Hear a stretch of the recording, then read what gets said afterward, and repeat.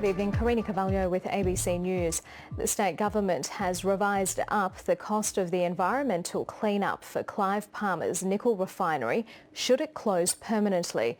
The ABC can reveal the bill would be an estimated $93 million. The government has Mr Palmer firmly in its sights as it tries to push through a new law to ensure mine operators, not taxpayers, pick up any bill. Clive Palmer's Qld Nickel refinery in North Queensland is sitting idle. It went into administration in January. Just a few kilometres from the coast and the Great Barrier Reef Marine Park is the plant's tailings dam. It holds toxic water and a recent environmental report found it's leaking about 4 million litres a day.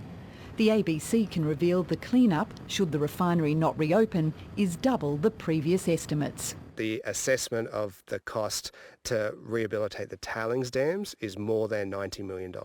The Queensland Environment Minister doesn't want taxpayers footing that bill. He's pushing legislation that'll make anyone who profits from a failing operation or controls its environmental management liable for its clean-up.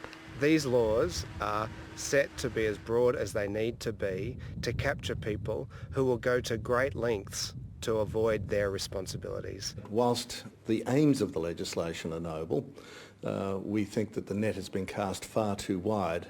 The legislation was announced after Queensland Nickel went into administration. Akin to what was legislated, the same techniques being used to what was legislated in Nazi Germany in the 30s. And he says it's a moot point. Qld isn't going to close. It's currently going under care and maintenance, and it's got a full environmental team which are complying with our existing EA and will continue to do so. The legislation is back in Parliament tomorrow, but there's no guarantee it will pass. Dominique Schwartz, ABC News, Brisbane.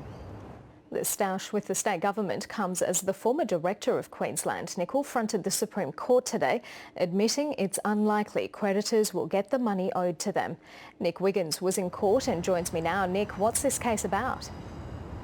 Well, Karina, administrators for Clive Palmer's Queensland Nickel are trying to recover around $200 million for workers' entitlements and for creditors.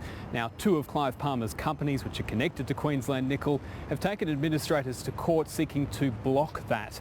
That has seen Clive Mensink, the sole director of Mr Palmer's companies, and his nephew in court. He was asked today why the Mr Palmer's companies hadn't paid Queensland Nickel's debts, and it was asked whether it was because the companies didn't have the money. He said it wasn't that, but it was because they didn't want to.